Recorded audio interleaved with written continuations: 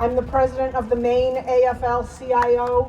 We're the state federation of the national AFL-CIO. We have about 200 affiliated organizations here in Maine and about 40,000 workers. And that's not even all the union workers, because the Maine Education Association, who made these beautiful posters and stickers for us today, we work with them. They're not part of the AFL-CIO, but they have about as many members as our whole federation. So we have lots of union members, and I emphasize union members on this May Day, International Workers' Day, because unions are where workers are organized to advance our rights.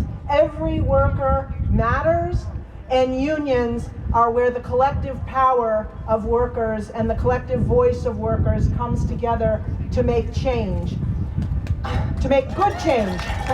We're living change right now, and much of it is not good change. We held a press conference yesterday calling attention to the impact on veterans of the federal worker cuts, and the impacts are across the board. The promise is to eliminate over 80,000 jobs in the VA, and that would impact not only services for veterans, but also workers who work there. 1 in 3 federal workers is a veteran. So when we do widespread layoffs of federal workers, we're doing widespread layoff of veterans who gave their time and their lives, and in many cases their health, for the benefit of our beloved country. And the promise to them is that we would help and support them to come back and transition and thrive back in civil society. And that promise is being broken. Shame on them. We also yesterday held a worker roundtable with many more federal workers. The cuts, you might have seen there were cuts to the, I'm forgetting the acronym, but it's the museums and libraries. And that is not just the Library of Congress and all of that, but right here in our Maine State Library, some of those positions are federally funded. And workers that will be impacted by those cuts do things like mail library materials to people who are homebound and cannot get out to read their books. And for many folks, those librarians are part of the social network for the folks who are shut in. We heard from Social Security workers who are talking about what's happening as they try to continue to assist people to access the benefits that they should have when they retire from work or when they are unable to work because of a disability and need to navigate a complex system. And as those workers are diminished, so is the ability of people to access those benefits that they need to be part of our daily society. I also want to talk about Kilmar Abrego Garcia. How many of you know who he is? I'm going to guess most of you. He happens to be a union member. He's a member of the sheet metal union. And I want to say that I try not to just stay in the echo chamber and listen to the people who are saying the wonderful things that I agree with, but to listen more widely. And I'm going to tell you that they make it sound very reasonable why they deported him. And we need to be articulate. This is just one example, but we need to be articulate about why this is not reasonable. Because I hope all of you have friends who didn't vote the same way you do. Because we all need friends who didn't vote the same way we did, and we have to engage in conversation. And the reality is, as I think you know, he had a court order allowing him to stay in this country, and that without due process, he did not even get a chance to make his case. Even if they had revoked his court order and made his presence illegal, which I wouldn't have supported, but even if they had, he could have left the country and been somewhere else free. He's in a prison because of the lack of due process. And that could happen to any single one of anyone in this country, no matter who they voted for. We need to be articulate about that, and we need to talk about that. We need to understand what our friends heard that makes them think that is reasonable and that they're safe, and then we need to be able to tell stories to contradict that. And I think the history of this day is so incredibly important, because remember what the labor organizers and protesters were gathering for back in the 1800s in Haymarket Square. It was for an 8-hour workday, something we take for granted. So much of what we have, so much of what we enjoy in our democracy and our economy is because of the unions, whether it's the 8-hour workday, whether it's the weekend. Thank you, union. And so I think reminding ourselves, we are in difficult times. We are in dangerous times. We are facing certainly a constitutional crisis, an environmental crisis, an emerging economic crisis.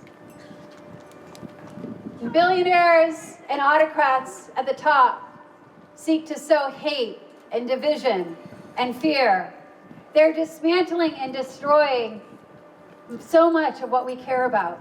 And I see the signs, so much of what we care about across every sector. But we've had hard times before. Those protesters at Haymarket Square on a May Day over 100 years ago, they were injured, beaten, suffered, but they stood strong.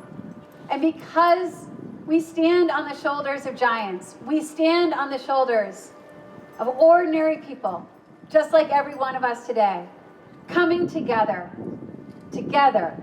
to make a difference, to stand up for right, to stand up for love, to stand in solidarity with all of our brothers and sisters, no matter who we are or where we come from.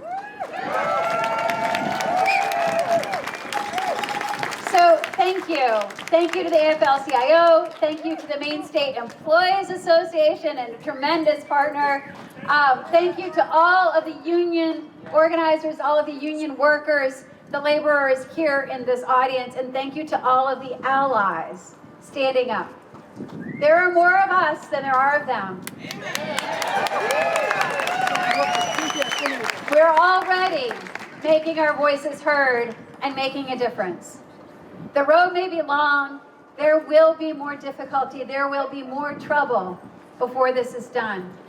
But we know what to do. It's to gather together, to sing together, to engage in good trouble. Thanks very much. Our joy must be fierce, unyielding, and loud. In the face of adversity, it is an act of rebellion. It is our unwavering refusal to let oppression define us. And it is a bridge that unites us, dissolving our differences. As a people filled with joy are an unbreakable people. The fight against fascism is long, arduous, and will take constant, persistent pressure. And in that fight, joy is not a luxury. It is the heartbeat of the resistance. It fuels our spirits, banishes despair, and ignites creativity. Our movement cannot be driven by anger alone. It must be driven by a vision of a world overflowing with exuberance and solidarity. And I just want you to think about what it means bringing all of that together, bringing all working people together to build a better society for all of us. It's the tune of the Battle Hymn of the Republic. And again, after the first verse, we'll do 2 verses and then a chorus. When the union's inspiration through the workers' blood shall run, there can be no power greater anywhere beneath the sun. Yet what force on earth is weaker than the feeble strength of one? For the union makes us strong. Solidarity forever. Solidarity forever. Solidarity forever. For the union makes us strong. A little faster. It is we who plowed the prairies, built the cities where they trade, dug the mines and built the workshops, endless miles of railroad made. Now we stand outcast and starving midst the wonders we have made. but the union makes us strong. Next verse. It is we who wash the dishes, scrub the floors and chase the dirt, feed the kids and send them off to school, and then we go to work, where we work for half the wages for a boss who likes to flirt, but the union makes us strong. All right. Solidarity forever. Solidarity forever. Solidarity forever. For the union makes us strong. Strong, and here's our hope. In the hands is placed the power greater than their hoarded gold, greater than the might of armies magnified 1,000-fold. We can bring to birth a new world from the ashes of the old, when the union makes us